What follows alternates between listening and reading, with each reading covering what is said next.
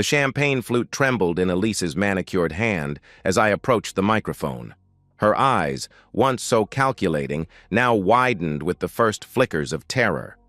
My brother Marcus, her new husband and my replacement as CEO, was still smiling, oblivious to the document being discreetly handed to him by my attorney.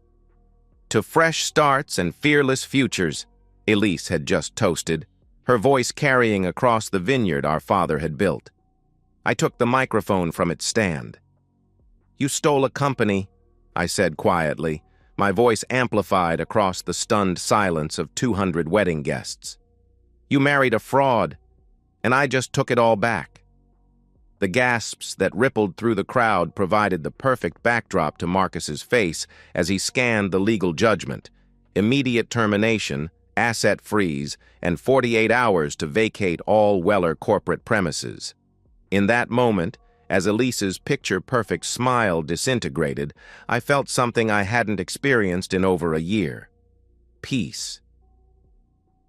My name is Daniel Weller, 42, firstborn son of Jonathan Weller and the former CEO of Weller & Company, the international consulting firm my father built from nothing. I was groomed from childhood to take the reins, and when Dad finally stepped down 10 years ago, I stepped up. The company thrived under my leadership, annual growth averaging 18%, client retention at an all-time high, and a corporate culture that made us a best place to work 5 years running. 7 years ago, I met Elise Carter at a charity gala. She was 29, ambitious, and breathtakingly beautiful, working as a marketing strategist for a mid-sized agency that handled some of our smaller campaigns. What started as professional admiration quickly became personal. Within a year, we were married. I thought I knew what love was. I believed in her completely. Elise moved seamlessly into my world, charming our clients, befriending our staff, and most importantly, winning over my father. No small feat for the notoriously critical Jonathan Weller. She even managed to build what seemed like a genuine friendship with my younger brother Marcus, who had always been the more creative but less disciplined of us. While I ran the company, Marcus headed our design division, talented but perpetually in my shadow. "You found the perfect partner, Danny," my father told me the Christmas before he died. "She reminds me of your mother, sharp as a tack and loyal to the bone." Loyal. The word makes me laugh now. For 5 years, Elise and I built what I believed was an unshakable marriage. We traveled the world, served on charity boards together, hosted dinner parties that became the talk of our social circle. She was my confidant, my partner, my best friend. When tough decisions needed to be made at work, Elise was often the first person I called. She knew everything about me, my insecurities, my dreams, my weaknesses. I would have trusted her with my life. And then, 13 months ago, my father died suddenly of a heart attack. The foundation of my world cracked, and through that crack, snakes slithered in. The first signs were so subtle that I dismissed them as grief's natural complications. Elise became distant, constantly checking her phone, laughing at messages I wasn't meant to see. When I asked, she'd say, "Just work stuff, nothing interesting." But her eyes would avoid mine. Marcus began stopping by the house more frequently, ostensibly to help with Dad's estate planning, always arriving just before I left for work or just after Elise had coincidentally texted to say she was heading home early. They'd always gotten along well, so I encouraged the connection, grateful that my wife and brother were supporting each other through our shared loss. 3 weeks after the funeral, Marcus approached me in my office with a document. "You're running yourself into the ground, Danny," he said, concern etched across his face. "You need time to grieve properly. This is just a temporary executive authority transfer. It gives me signing power for the next 3 months so you can take some time off. Standard procedure." I hesitated, but he pressed on. "Dad wouldn't want you working yourself to death. Sign it for him, if not for yourself." The invocation of our father's wishes was the push I needed. I signed without reading the fine print, a cardinal sin in our business, but this was my brother, my family. The same week, Elise left a folder of papers on the kitchen counter. Divorce papers. No warning, no conversation, just irreconcilable differences cited in cold legal language.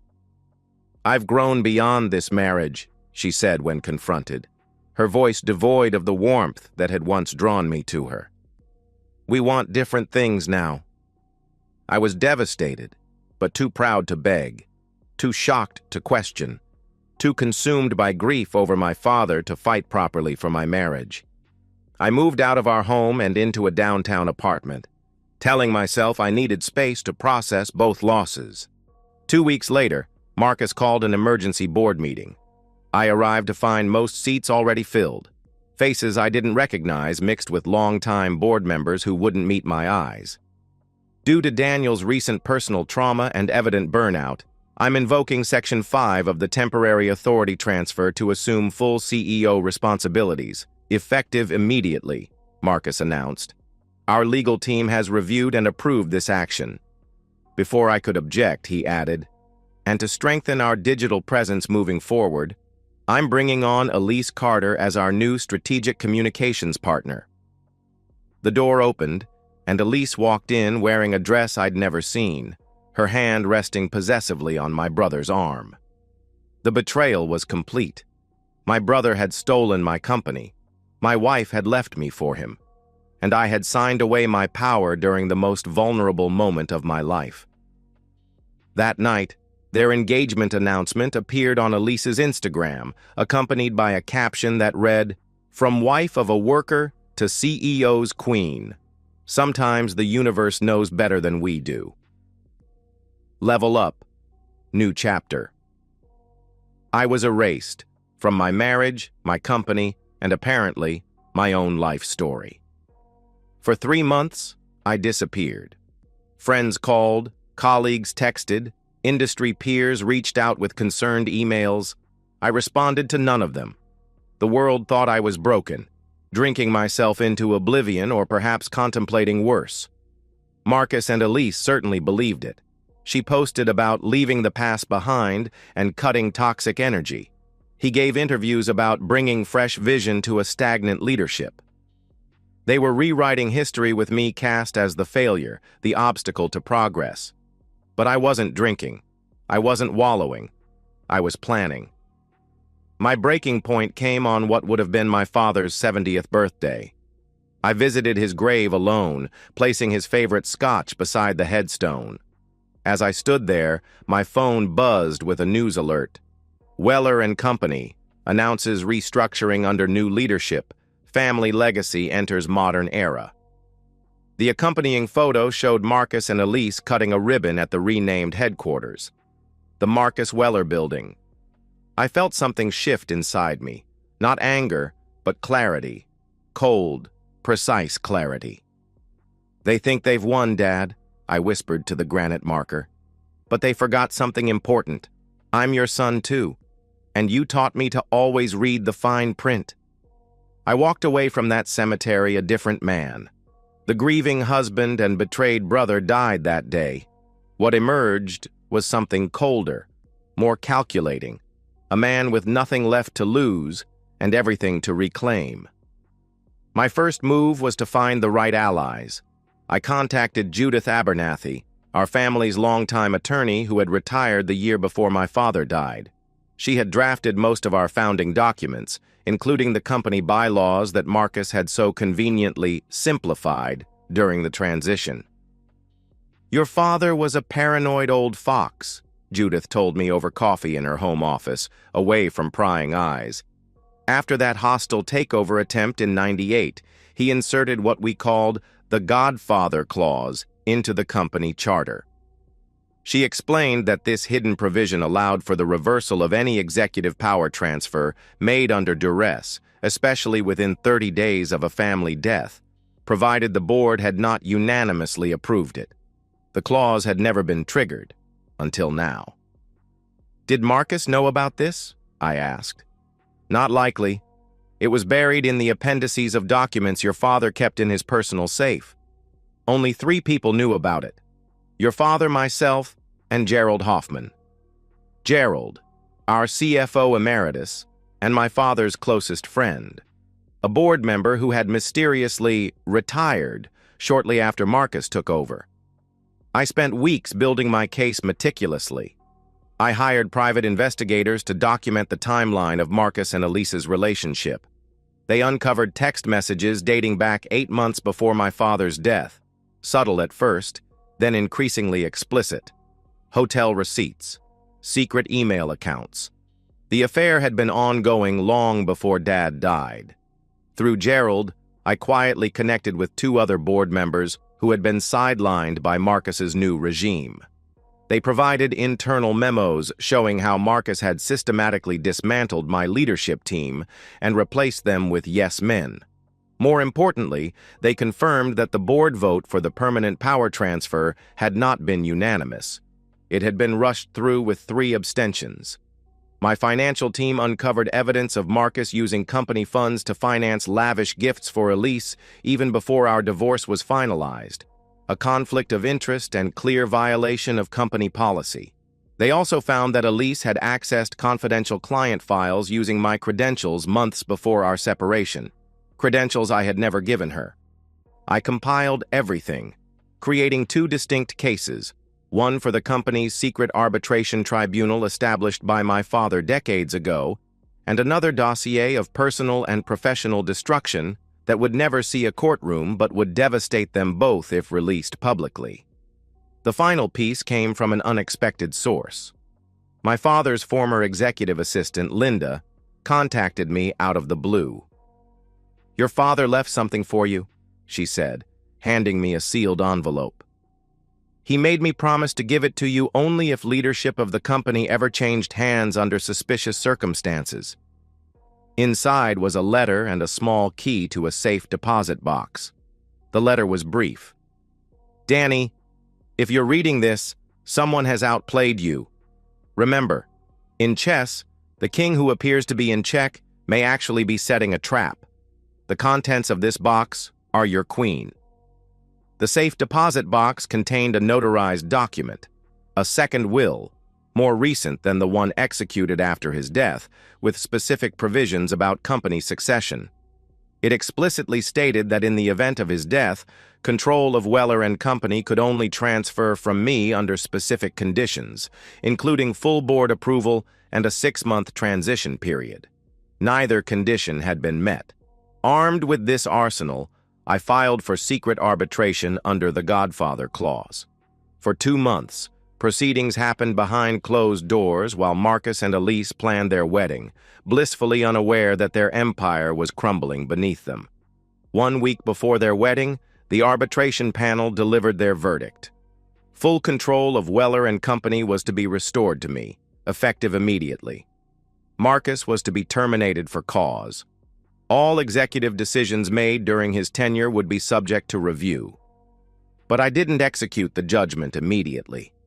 I waited, letting them spend hundreds of thousands on their lavish vineyard wedding, the same vineyard where my father had taught us both to appreciate fine wine. I wanted their highest moment to become their lowest. I wanted witnesses. The wedding day arrived, sunny, perfect, and extravagant. I received my invitation as family, though I knew it was sent only for appearances. They probably expected me not to show, or perhaps to make a drunken scene they could later mock. Instead, I arrived sober, calm, and impeccably dressed, taking my assigned seat in the front row like the dutiful brother and ex-husband I was pretending to be. The ceremony was nauseating in its hypocrisy. Marcus vowed honesty and faithfulness to the woman he had helped steal from me. Elise promised loyalty and support with the same lips that had whispered corporate secrets to him behind my back. They kissed to applause, never once making eye contact with me. During the reception, I watched them work the room, accepting congratulations and gifts from people who had once been my friends and colleagues. I sipped water while others drank champagne. I needed complete clarity for what came next.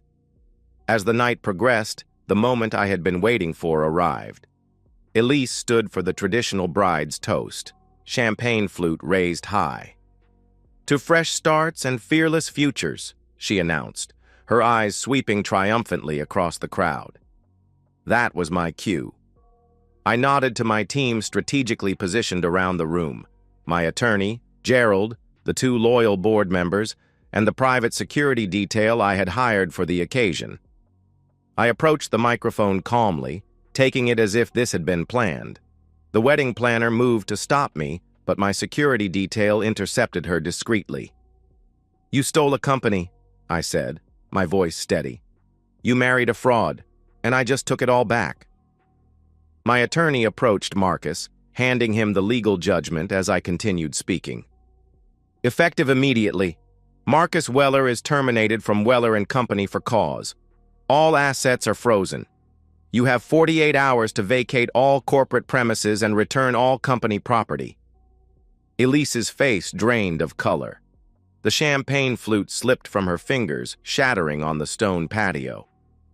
"What is this bullshit?" Marcus sputtered, scanning the documents with growing horror. "It's called the Godfather Clause," I replied, loud enough for the nearest tables to hear. "Dad's final gift to me. You should have read the fine print before trying to steal what he built." Security personnel moved in, confiscating the company phones, tablets, and laptops Marcus and Elise had brazenly brought to their wedding. A second team was already changing locks at headquarters and securing servers. "You can't do this," Elise hissed, grabbing my arm. "We'll fight it." I leaned in close, speaking just for her ears. "Check your email, right now." She pulled out her personal phone, her fingers trembling as she opened her inbox. There she found an email I had timed for delivery at that exact moment, containing screenshots of her text messages with Marcus dating back months before our separation, records of her unauthorized access to client files, and evidence of her involvement in the forged documents used to accelerate my removal. "That's just a sample," I told her quietly. "There's enough there to end your career, possibly put you in prison for corporate espionage, and certainly destroy any reputation you have left. It goes to every major news outlet in an hour unless you both comply fully with all terms." I turned back to the stunned crowd, many of whom were recording the unfolding drama on their phones. "Please, enjoy the rest of the celebration," I announced with practiced grace. "The open bar will continue as planned, courtesy of the real CEO of Weller & Company." I walked out as whispers erupted behind me. Outside, my driver was waiting with the car door open. As I slid into the back seat, I heard Marcus shouting my name, but I didn't look back. There was nothing left to say. By midnight, the Weller wedding drama was trending. By morning, it was international news. The weeks that followed were a systematic dismantling of everything Marcus and Elise had built. Their downfall was as methodical as my planning had been. Within hours of the wedding, their access to all company systems was revoked. Elise's carefully curated social media empire imploded when I released evidence of her using company resources to artificially inflate her follower counts and engagement rates. Every NDA-protected influencer deal she had signed under her position as strategic partner was invalidated overnight. The whistleblower report I had prepared documenting her unauthorized use of my credentials went to the relevant regulatory bodies. One major client filed a $2.5 million lawsuit for breach of confidentiality when they discovered Elise had accessed and used their proprietary marketing strategy for another client. Screenshots of texts between Marcus and Elise mocking me, calling me a ghost in a suit, and CEO of nothing were anonymously leaked online. Their cruelty was exposed to the world, transforming public opinion from curiosity to outrage. Elise's carefully constructed online persona collapsed like a house of cards. Her followers turned on her viciously. Sponsors publicly severed ties, not wanting to be associated with such a toxic public figure. News outlets ran back-to-back stories about the corporate betrayal wedding. Her face went viral as a meme. The clawing climber who fell from grace. Marcus fared no better. The forensic audit I commissioned exposed his misuse of company funds. Over $1.2 million spent on secret trips, jewelry, and the down payment on a house he and Elise had purchased while still hiding their relationship. He was disqualified from serving on any executive board for 5 years. Former colleagues refused to associate with him. The press dubbed him the backstabbing brother, a nickname that followed him everywhere. Their marriage crumbled under the pressure. 3 months after the wedding, Elise filed for divorce, her second in less than 2 years. The irony was lost on no one. 6 months after the wedding fiasco, I delivered the final blow. A best-selling exposé titled The Godfather Clause, Blood, Betrayal, and the Fine Print That Brought Them Down. Published anonymously but clearly my work, it contained transcripts, receipts, board notes, and a detailed account of their rise and fall. The advance alone was 7 figures, all of which I donated to a foundation for corporate ethics in my father's name. Elise was eventually hired as a junior marketing consultant for a startup she had once publicly mocked, the only company willing to take a chance on her toxic brand. Her Instagram following dropped from millions to thousands, mostly people waiting for her next failure. She tried rebranding herself as a survivor of cancel culture, but no one was buying the victim narrative. Marcus moved abroad, attempting to reinvent himself under a slightly altered name. He approached several of our international competitors, but word had spread. No reputable firm would touch him. Last I heard, he was teaching basic design courses at a community college in a small Canadian town, his dreams of corporate glory permanently shattered. As for me, I never spoke their names again after the book was published. I returned to the corner office bearing my father's name, surrounded by people who had remained loyal. We restructured the company, focusing on the values my father had instilled: integrity, excellence, and genuine loyalty. On the anniversary of my father's death, I visited his grave again, this time bringing not just his favorite scotch, but 2 glasses. I poured for us both and raised my glass to his headstone. "The king wasn't in check after all, Dad," I said quietly, "and your queen played perfectly." I drank alone in the cemetery, feeling my father's approval in the autumn breeze. The company was secure, the betrayers were banished, and I had proven myself truly my father's son. Not just his heir, but his legacy incarnate. Some people said my revenge was too harsh, too complete. They didn't understand that this was never just about a company or a marriage. It was about honoring a sacred trust, about showing the world that the Weller name still stood for something. In the end, I didn't just take back what was stolen from me. I reclaimed something more valuable: my power. Not the power that comes from titles or wealth, but the kind that comes from knowing exactly who you are and what you're capable of when pushed too far. And that, as my father would say, is the only power worth having. And that's the end of today's story. If you enjoyed it, please give this video a thumbs up and drop a comment below. Your support helps the algorithm push my content further. If you're new to the channel, don't forget to hit that subscribe button. It really helps me keep creating more stories for you. Thanks for watching, and I'll see you in the next one.